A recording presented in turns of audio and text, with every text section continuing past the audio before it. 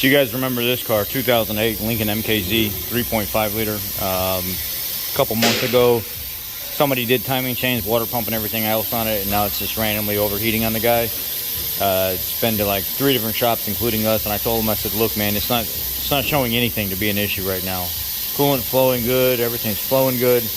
Maybe on a long drive, if the thermostat is sticking, can we at least start with that? You know, it's just charging an hour, whatever. It's all it is to do it is an hour. Full battery box and stuff out of it over there. Intake.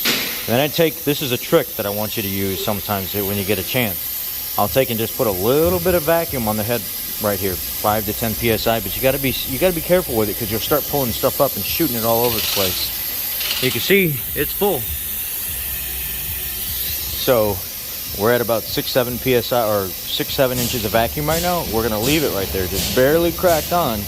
And we're gonna go ahead and take this thermostat apart over here and see how much we lose while the system is full of coolant. Thermostat's right here.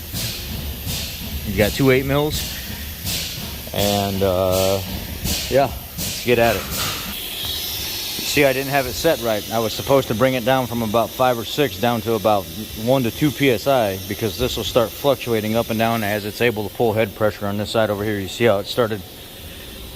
I still got a little pressure on it right now.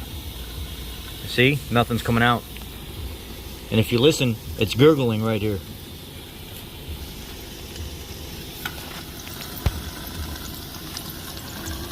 There's that gurgle I was talking about. It stops it all from rushing out of the system. All right, so now I'm gonna go ahead and change the thermostat and stuff right here in the bottom of it.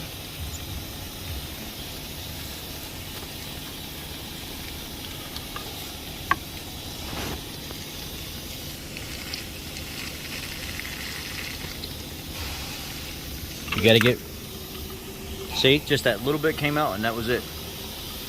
It's still pulling it up in there. So let's get the thermostat and stuff stuck in there and a new gasket and put it all back together. This compresses it.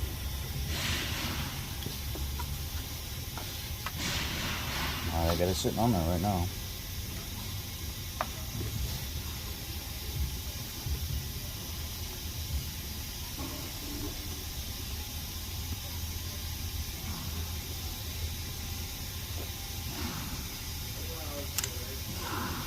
Nothing right now.